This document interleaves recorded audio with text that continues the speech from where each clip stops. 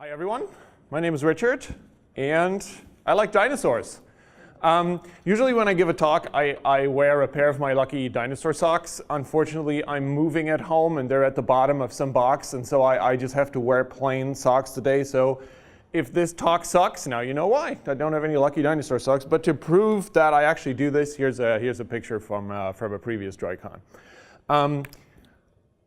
I'm a developer evangelist. That's my job, and I think actually that's kind of the coolest job in tech. I live in Berlin, and one of the cool things about being a developer evangelist is you get to travel a lot, right? So a couple of times a month, they send the signal out over Berlin. I get on an airplane, and I get to go to some cool and interesting place. Just for droidcons alone this year, I've been to New York, I've been to Tel Aviv, I've been to London, and now I get to be in San Francisco where the air is clean and everything is perfect.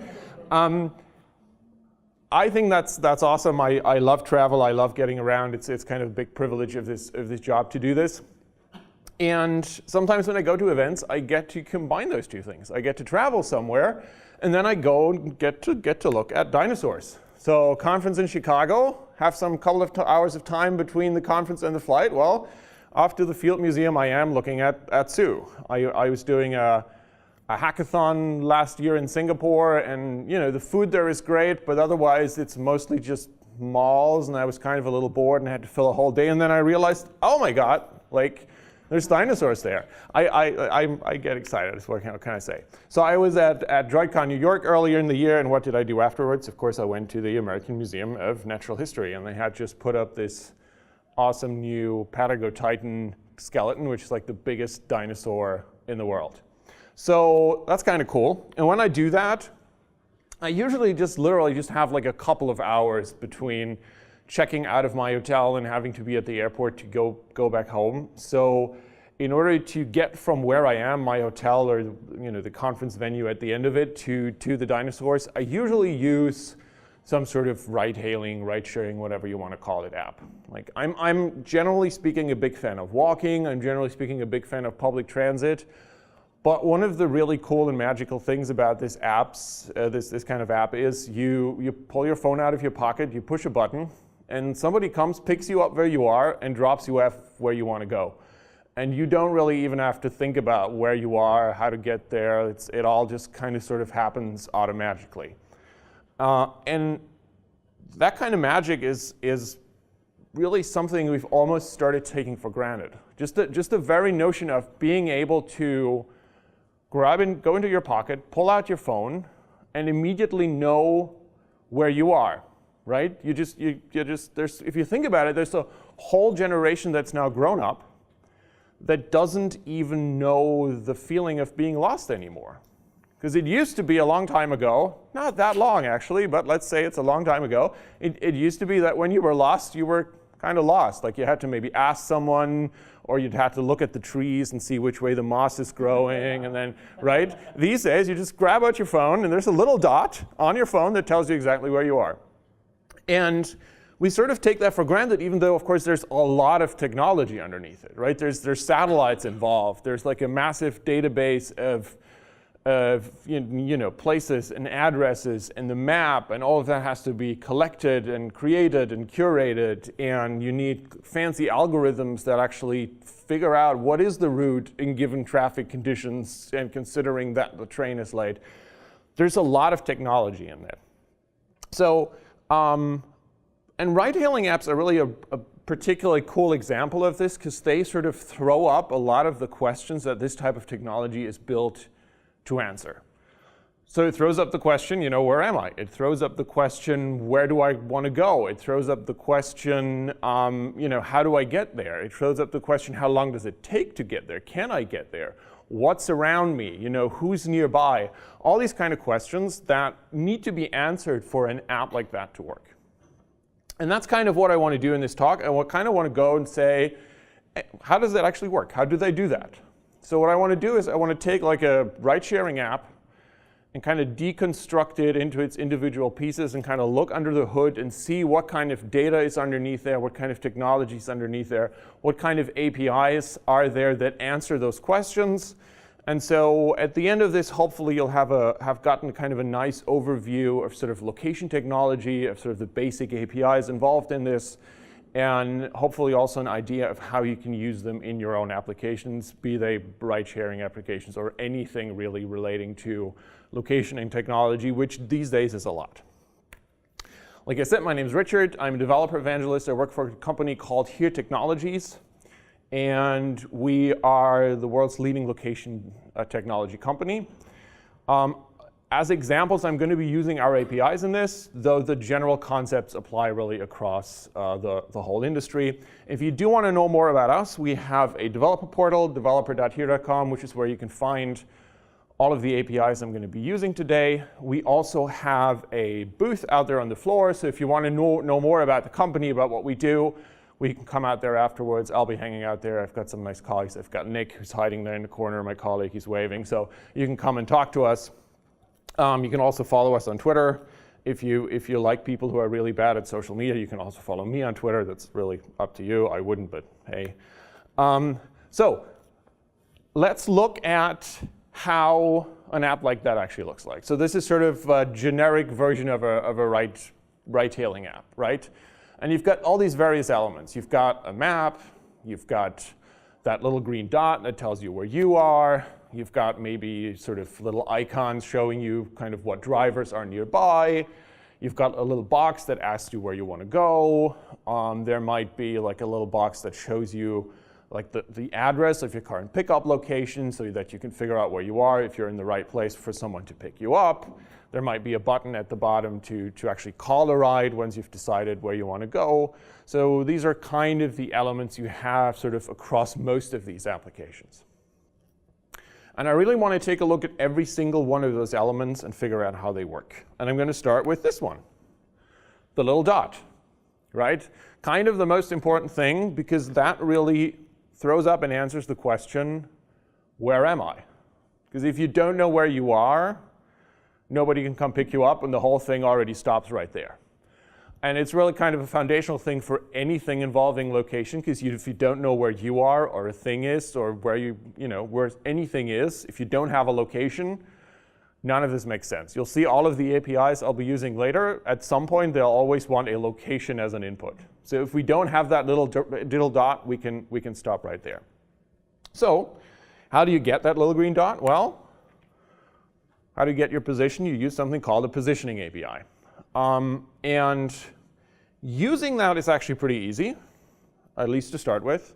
So in our Android SDK that we have, there's a class called Positioning Manager. And you get an instance of that. You start that, throw in a parameter or two. And then you can just say, hey, Positioning Manager, get position. And what it gives you back then has two functions called get latitude and get longitude. And when I do this, and when I look at that location string, when I look at what actually shows up after I do this, it's this. Actually, it's not this, because this is the example from droidcon in New York that I'm using. So the idea is I want to go to the American Museum of Natural History from droidcon in New York. So this would be the address in New York. If I did this here, it would look like this. This is not immediately helpful. This is just two very long numbers. And to understand what they mean and to have a rough idea of how to interpret them, we kind of got to look at something like this, right? So if we are at 37.76 something, comma, minus 122.393 something, what does that actually mean? Well, it's a fairly complicated subject, but I'll try to give you a rough overview, right? Back in the day when people were like, oh, wouldn't it be nice to know where you are in the world? They basically thought, well, okay, we can sort of do some sort of grid system with two coordinates, and then you can use those two coordinates and you can figure out where they are. The main problem with that is that inconveniently the Earth is round, despite what they say on YouTube. And so they couldn't quite use like a standard Cartesian rectangular grid system. So what they did is they drew two lines around the world. One around the middle of the world, which is what we call the equator, and one which starts at the North Pole, ends at the South Pole, and goes inexplicably through Greenwich in London. There's lots of stories about people fighting about where that should go through, and if, of course, the French really didn't like that it went through London, but eventually they agreed to do it anyway. So if you've ever been to Greenwich in London, this line is called the Prime Meridian, and you can actually physically visit it in Greenwich in London. It's like a whole UNESCO World Heritage Site, the area, so it's kind of a big deal. And with the equator, they just started drawing parallel lines up and down the Earth and just started counting them until they were at the North Pole, and then they said this is 90 and started counting them down until they were at the South Pole and until it was minus 90. And in fact, if you've ever heard someone say, oh, such and such thing is at such and such parallel, that's literally what they're talking about. They're just saying how far north or south is it on the Earth. And then and so that's the latitude number. And then you have the longitude number. They didn't do parallels there. They kept drawing lines that start in the North Pole and the South Pole. And again, they started kind of counting towards the east up to 180 until you're on the other side of the world, and counting down up to minus 180 when you're again on the other side of the world. And when you have that sort of rough notion, looking at that number at the top, the 37, minus 122, starts making a little more sense. Because in California here, we're sort of in the northern hemisphere, sort of roughly, but not quite halfway up the Earth. So that number sort of makes sense. And I actually flew here through London, through Heathrow, and it was like a 10-hour flight almost. So minus 122, that kind of makes sense, right? We've got, I actually had to go a lot west quite a bit before I got here. Not quite to the other side of the Earth, but quite a bit. And again, if you look at the number for the Expo Center in Brooklyn, where the droidcon in New York was, still sort of kind of makes sense, right? It's a little bit, it's roughly like 4037 is roughly the same way up the Earth, but it's a much shorter flight from London to get there as you're heading west, so you're only at minus 73. So that's kind of neat. We have a rough idea, at least, of what those numbers mean. Another interesting question would be, where do those numbers actually come from? Like, how does our Android SDK know these numbers?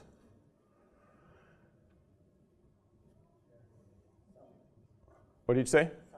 Satellites, yeah. So actually that's a good answer, because most people will say GPS, which isn't wrong, but isn't the whole picture, right? Sure, there's GPS, but there's also, which is the US system, but there's also GLONASS, which is the Russian system, which is Galileo. That's the European system. The Chinese are putting their own system up, like in India, they're putting at least a partial system up that kind of covers the subcontinent. The Japanese have put some satellites up that augment GPS to make it work better over Japan. And all those systems collectively are known as GNSS, Global Navigation Satellite System.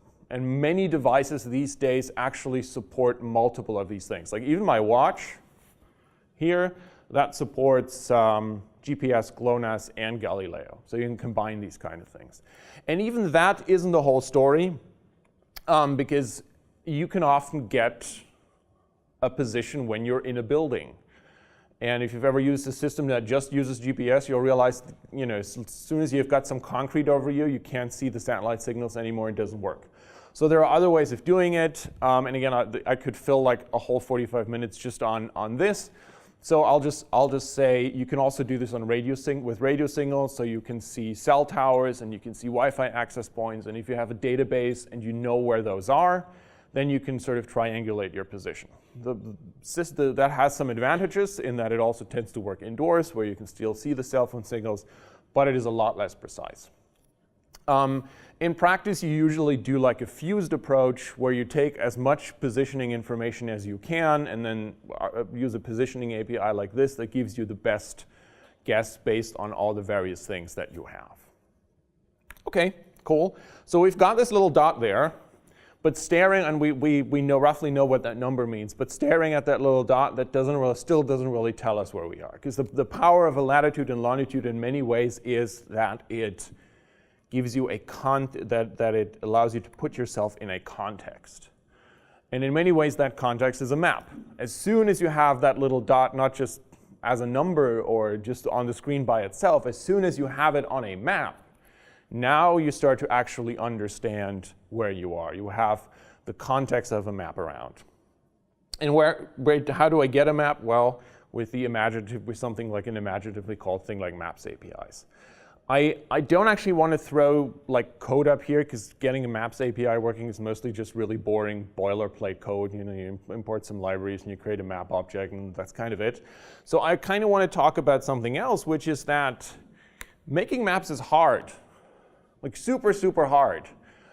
We make maps as a company, so I should know. Like we have thousands of people all over the world collecting map data every day. We've got like a couple of hundred LiDAR cars that collect 30 terabytes every day, and that's still really not enough.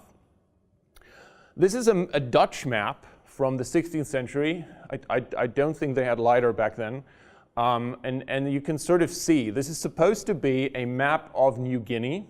You can see there at the bottom in Latin it says Nova Guinea forma et situs, which basically means like shape and location, which is cool, except that that's not how New Guinea is shaped, and it's also not where it is. I've looked at this for a long time, and this part here is supposed to be New Guinea. Those islands in the middle are supposed to be the Solomon Islands. Again, not what the Solomon Islands look like, also not where they are. You can also see that sort of at the north side, the north coast of New Guinea, the cartographer is a lot more confident about how that looks like, whereas on the south side, he's like, yeah, I guess there's a coastline. I haven't really been there, don't know.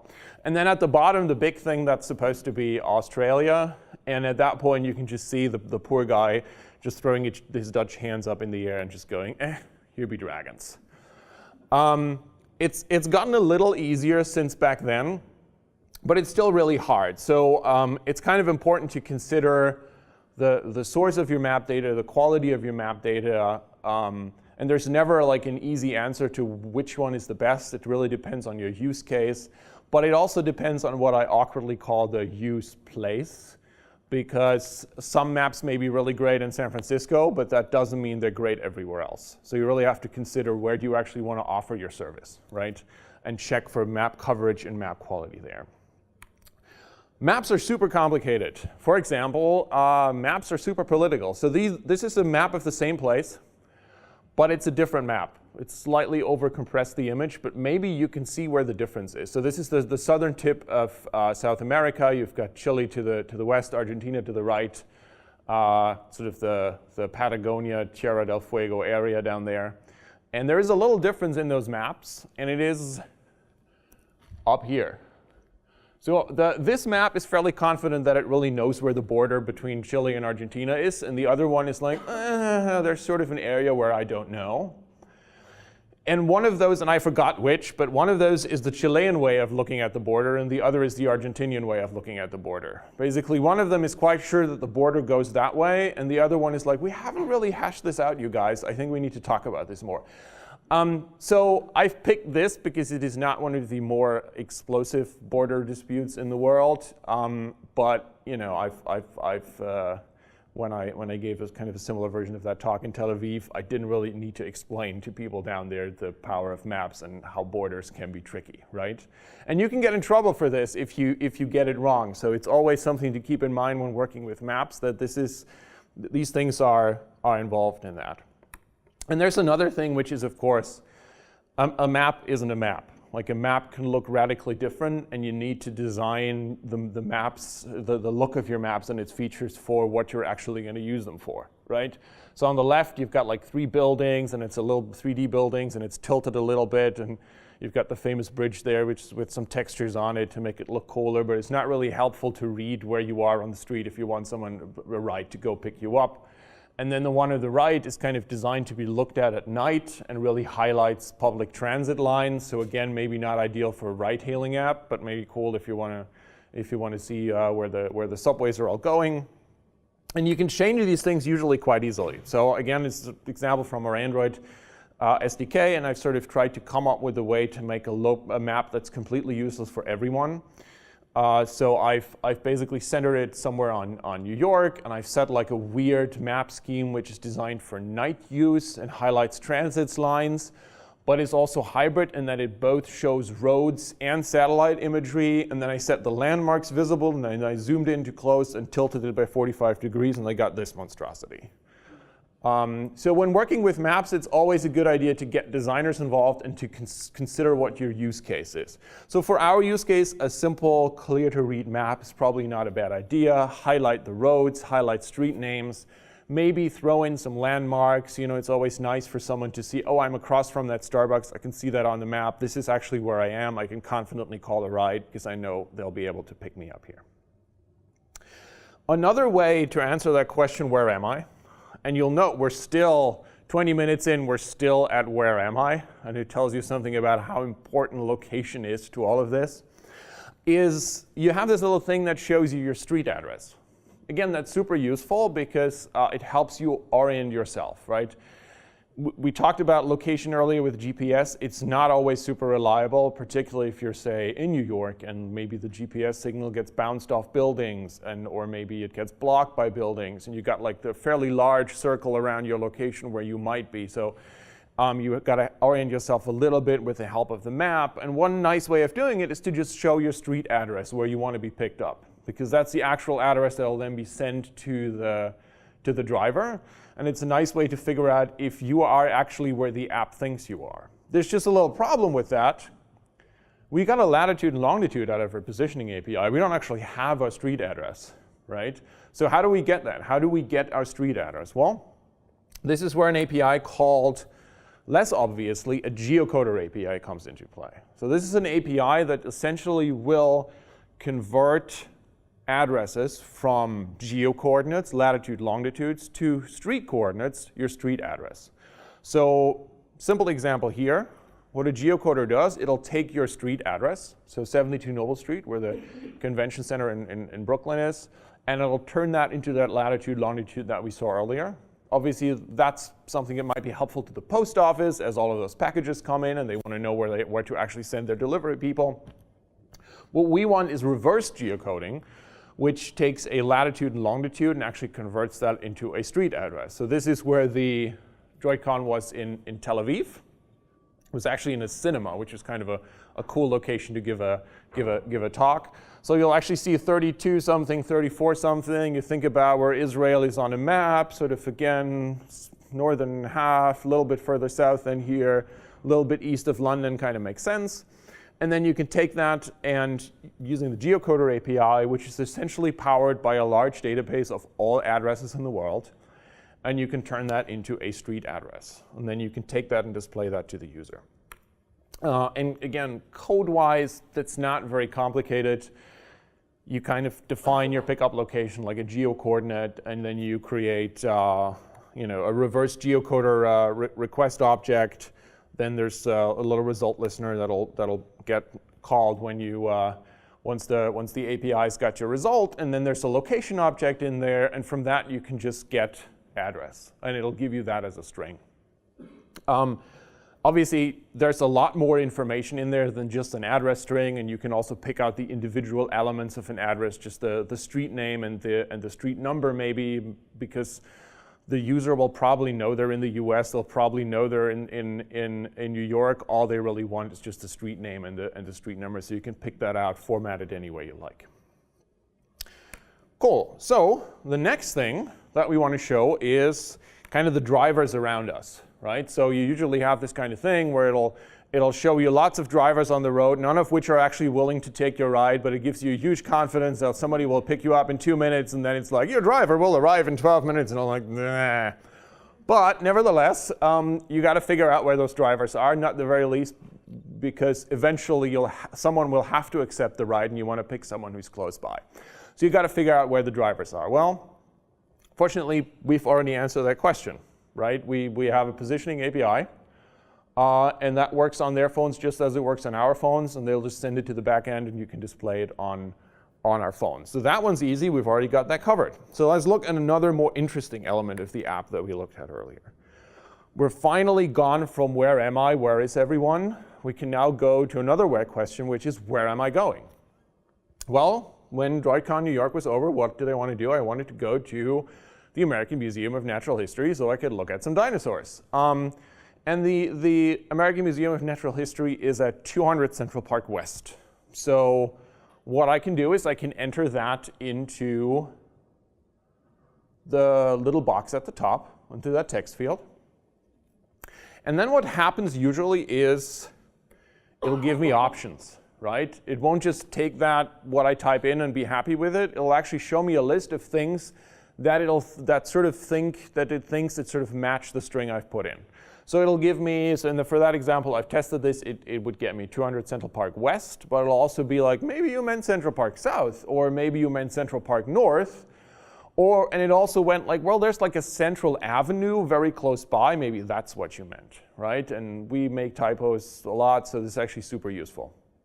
So how do you do this? Well, for this, you can go back to that geocoder database of all the addresses in the world, except this time you use it slightly differently, and you use a geocoder autocomplete API. So what you do into this API, you feed a partial address string, and it goes through that database and gives you addresses that match this or that are close to it.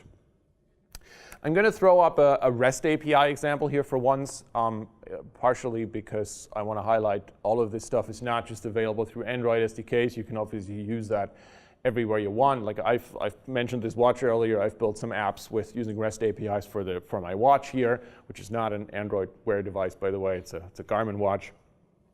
But it's also REST APIs are sometimes a little easier to look at the parameters you put in, so it's slightly easier to explain. So you've got your API endpoint like autocomplete.geocoder something.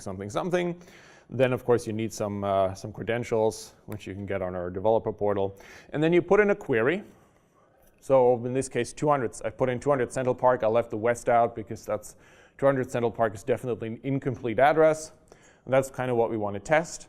And then what you can do with the next parameter is you can sort of limit your search area. You obviously don't want to search the entire world for addresses that match 200 Central Park. You kind of want to search addresses nearby. And there's various ways you can do this. In this particular case, I've put in a proximity parameter. So I'll say, this is where I am. Please search for things that are in a radius of 3 kilometers around me. You can do it with bounding boxes and along all kinds of different parameters. This is a very simple way of doing it. And then when we look at the JSON response that comes back, you get this list of suggestions. And each of those suggestions will have address information in there, right? So it'll have a label. So that's a simple way. If you just want to display the complete address, you can grab just that. But it'll really break the address down into each of its individual elements. And then you can maybe just pick the house number and maybe just the street name and the postal code or something and format it in a way that's useful to your user. What's also interesting is the match level you see there. Let's say we hadn't put in the 200. I would have just put in a Central Park West. Then he would have found a street for me, but he wouldn't have found an exact house. So this would not have said house number. It would have said, I think, street or something, because that's about as precise as it would be able to go. And if you put in something like Manhattan, it would have put in just district, right, as the match level. So that's also something to always consider when you're doing this. Of course, I've sort of cheated right now, because when I was going to the American Museum of Natural History, I would not have put in 200 Central Park West, right? Because I have no idea what the address of the American Museum of Natural History is, and nobody who ever went to the American Museum of Natural History knew what the address was, because they weren't going to an address, they were going to a place, right? You're going to the museum. Like if you're asking someone in the street where the museum is, you're not asking where's 200 Central Park West. So what I'm actually searching for is for a museum. So I kind of need to do the same thing, but not for addresses, but I need to do it for places. So for example, I want to put in American Museum off, and then I want to stop because I'm lazy and I just wanted to show me the result. And if you do that, it does. There's apparently a lot of American museums in New York. Kind of like Museum of the American Gangster sounds kind of interesting. I think I want to go there next time I'm in New York. So how do you do this? Well, in the same way that there's a database of every address in the world, there's also a database of every place in the world, and you can access that through a Places API, right? So you would do this, again, it's not super complicated, you would define kind of a search request, you would put in a partial search string. You would again say, you know, please search near this coordinate, because you obviously don't want to search the entire world for American museums off. You want to just search New York. So you can put like a search center in there. You can say how many results do you want. In our case, like the UI allows for 5, so we'll pick 5. And then you can execute that. And again, there's a listener that waits until it gets the response.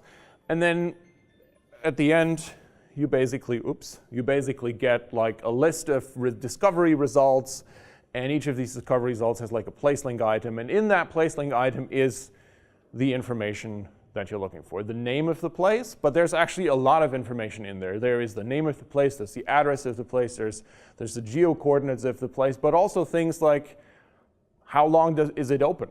Right? You could do smart things in your app, and if somebody says, hey, I want to go to the American Museum of Natural History, you could say, well, it's closed today. Are you sure you want to go there? Do you just want to hang out in front, take a picture, or do you want to go inside, maybe pick something else? So my plan actually for Wednesday, which is tomorrow, was to go to the MoMA. My hotel is literally in the same building, and because I'm very smart, it's closed on Wednesdays. So got to find some other place, some other activity I can do indoors before my flight leaves in the evening.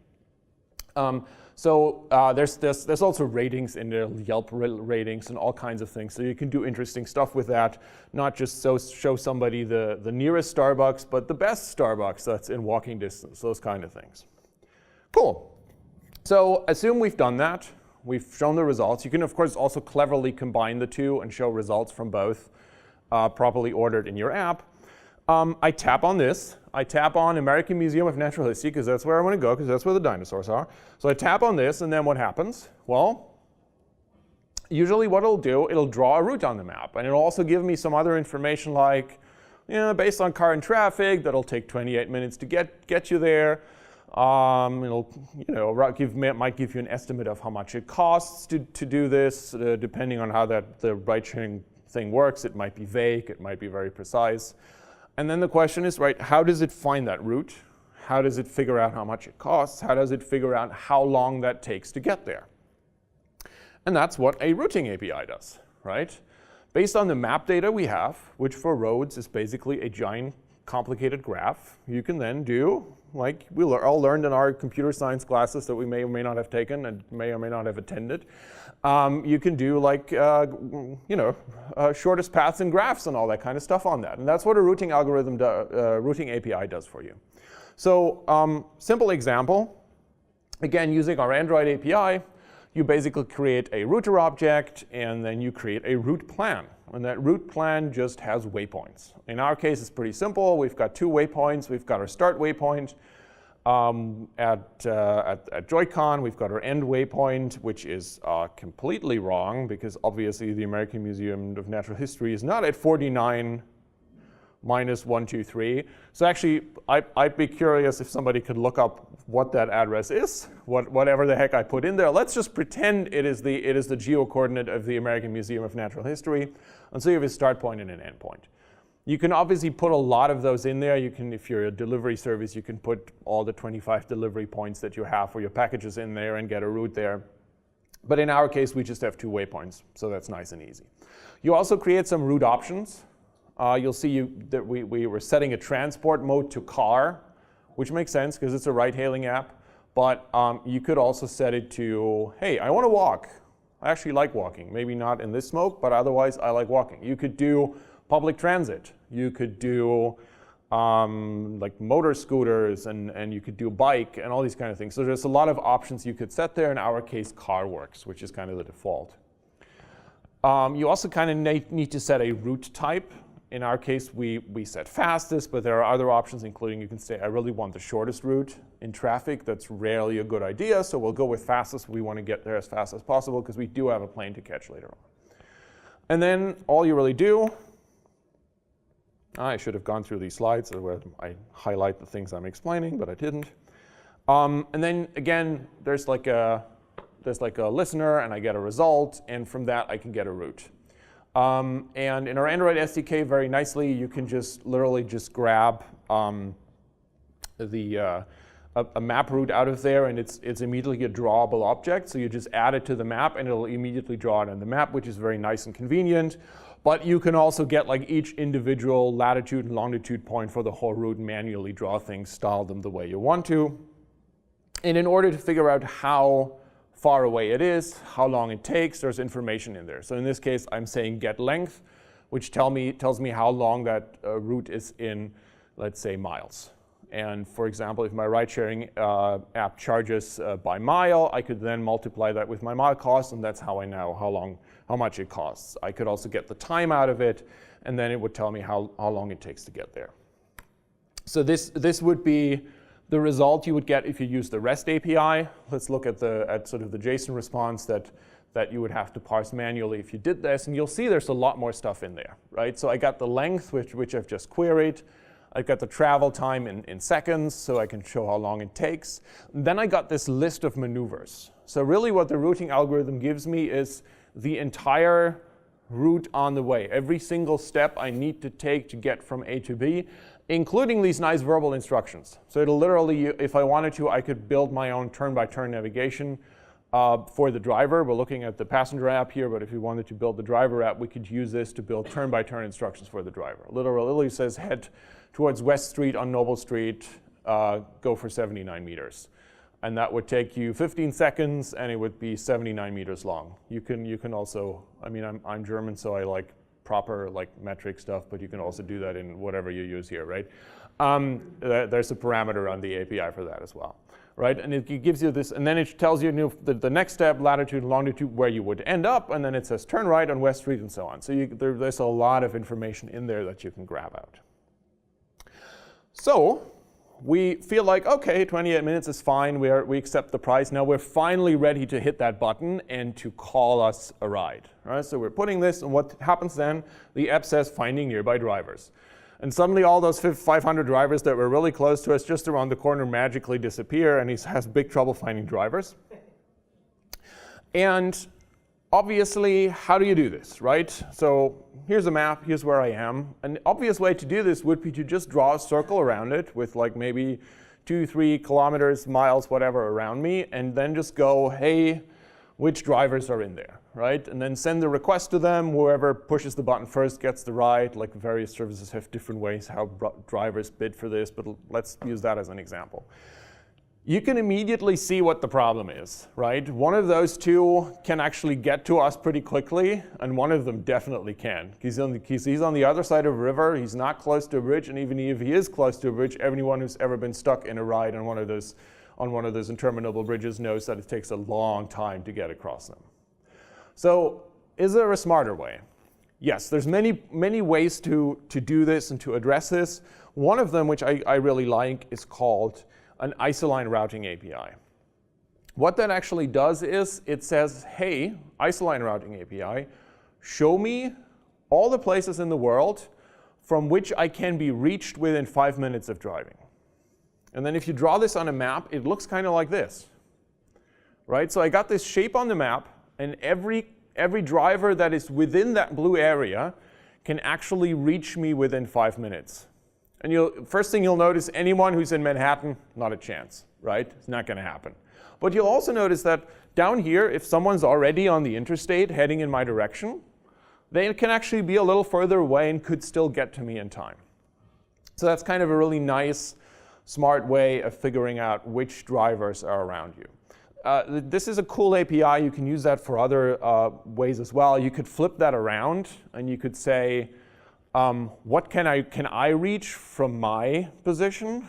And here we've done it with time, but you could also do it with distance. So let's say your EV says, I've got 20 miles left of charge. You can basically say, hey, which areas can I reach in 20 miles of driving? And you can show the driver only those EV charging stations the driver can actually still reach with the charge he's got left. So he doesn't get stuck in traffic on a bridge and then he runs out of charge, because that's super embarrassing. Not that it ever happened to me. So this is, again, a REST API example. You've got your app ID and app code, and you can see, again, you can set the mode like with the routing API. You can see there's a traffic enabled thing. This is actually really cool. If you do this for a city in the morning, it'll be tiny. And then if you do it in the middle of the night, it'll be huge. And you can really see that thing, this area growing and shrinking throughout the day based on kind of commute times, how many people are commuting in and out of the city. So there's some people who've built kind of like these city heartbeat animations based on those APIs. It's really kind of cool. So in our case, we want to set like a destination, which is where we are.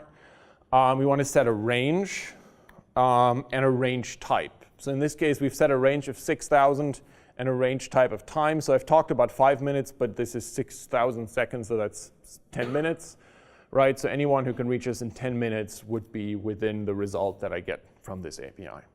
Okay, we're running out of time for this talk, but the good news is we're closing in on the end. Really, all we have left now is we've clicked the button, we've found a nearby driver, they've accepted the ride, they've come to us, they've picked us up, we're sitting in the back, we're looking forward to the dinosaurs, and all we really do at this point is occasionally look at the app to make sure the driver isn't cheating us. So we can see this, see where we are, we can see the route to the museum, we can see how long it is until we get there. And well, we've done all that, right? We've got the positioning API to find out where we are. We've got the routing API to draw the route, to figure out how long it is. We have to call that occasionally to refresh that. And that's really all there is to it. So from the passenger perspective, we've gone through all of the things. And that means I can now go to the dinosaurs, which, by the way, you should not let me do that because I'm extremely clumsy. And I'm not even joking, I went on vacation in Bhutan, which is very nice. And there was a museum, and I bumped into one of the cabinets, and one of the priceless national treasures literally just fell off the plinth. And I was like, okay, I'm going to get arrested. But they were very chill about it. It was very cool. I really appreciate this. They were very nice to me. Don't let me near your dinosaurs, but please let me near your dinosaurs. So time's up.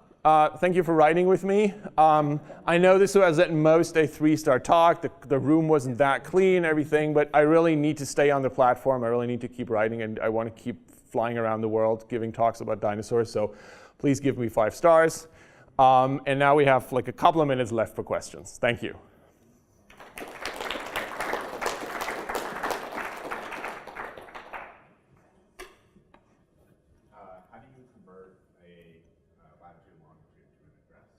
Okay, so the question was, how do you actually convert a latitude and longitude to an address?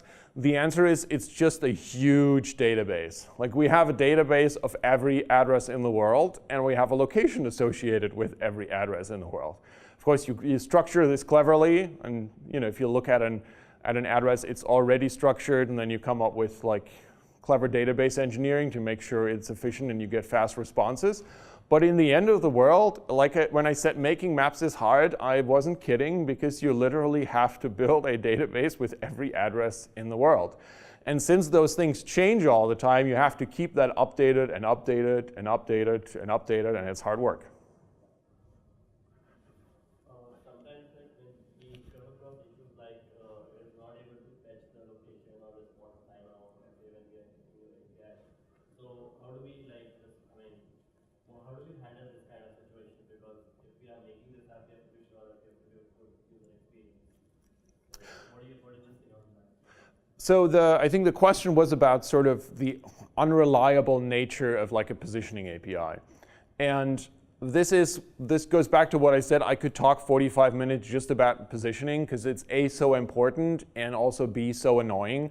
Like all those issues you have with ride-hailing apps where it's like, your driver is coming in 5 minutes. I was kidding, it's 20. No, he's here, it's 3 minutes, is because of imprecise positioning, right? The driver goes into a tunnel, suddenly you have no idea where they are. Or in New York, you have this issue, lots of very tall buildings.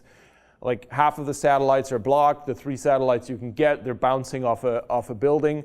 And the truth is there's no easy answer for this, right? This is why you still have these issues in these apps, because there are physical limitations to these kind of systems. Like if you do it with the wireless signals, you have a much better chance of getting a position, but it's not very precise. With GPS, you can get a fairly precise location, but it's often unreliable if you're close to a building, if you're under trees, all these kind of things. So there are clever things you can do.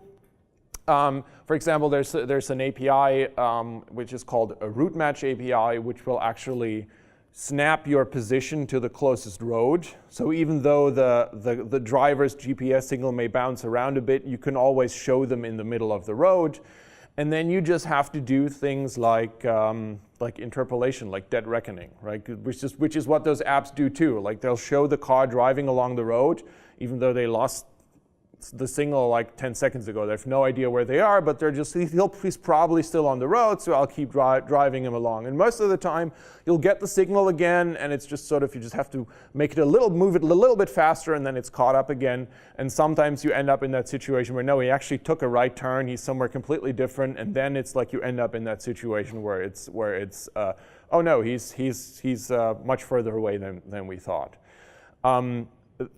You can do clever things like that. You can do some caching, some smoothing, some interpolation. But if you don't have a location, or the location you have is wrong, there's not much you can do. Again, like you can remove outliers. If he suddenly jumps like 200 meters to the north, you can probably go, that's probably not right. So you'll don't show that on the map. There's a whole bunch of these tricks you can do and you can use, but it's not. Ultimately, there are limits to it, and we experience those limits every time we use these apps. I think you had a question first. How is breadcrumbs on a map engineered? Because I wonder, like, the driver always needs to broadcast his current position to some server, right? But we don't always want to do that because it's going to be very taxing. So, like, I would imagine that's some kind of rate limited put request going on. And on the user side, when he's seeing that, like, is the user just subscribe to listen to like these location update events in order for me to like draw the breadcrumb and move the car along? Like, how does it work from both the driver and the passenger perspective? The question was, how does that actually work? That the driver sends his information up, and how do you make it so you don't have to permanently send the information and suck up a lot of battery and use a lot of data? And how is it displayed to the user? There's always a trade-off. Like if the driver could permanently send his GPS location to you, that would be great. That would help with displaying it to the user. But the downside is, of course, that would use up a lot of data on his side. And that doesn't work, particularly not in every country where you don't have unlimited data and these kind of things. So you kind of have to do it in intervals. And then on the user side, you really you determine what the route would be using the routing algorithm. You draw that on the map, and then you just start moving that car along that route.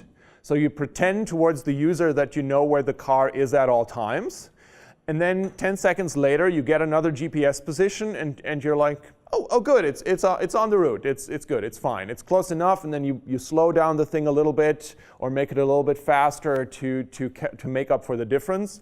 Or if it's wrong, well, too bad. Then you have to recalculate, and then you have that bad user experience where the user goes, oh no, he's further away than we thought there are, right? And for how to send that stuff in practice, there's kind of real-time publish subscribe systems that you can, something like a Pusher, to name the company a friend works for, that allow you to do these kind of things on a technical level, to push things up, to subscribe to them as a viewer, and get that information across. So the server would just, I guess also on like some kind of rate limited basis, send down the current location of the driver to the people who subscribe to it? Yeah, exactly. How about, follow-up question to that, because you mentioned... Maybe I don't know how much time we have, and I had some other hands up, so maybe and also any questions we can't answer, we do have the booth, and you can just come down and chat with us, and we'll answer all your questions in detail. So who else? You have, yeah.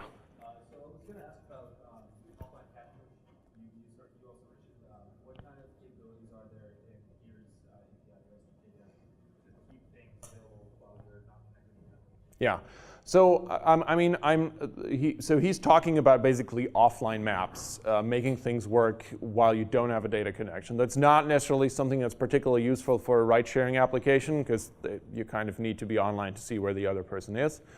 But our SDK does have a very, very nice offline maps feature. So basically, you download the entire map of a certain region, which for us is usually in the US, it's at the state level. For smaller countries, it's at the country level.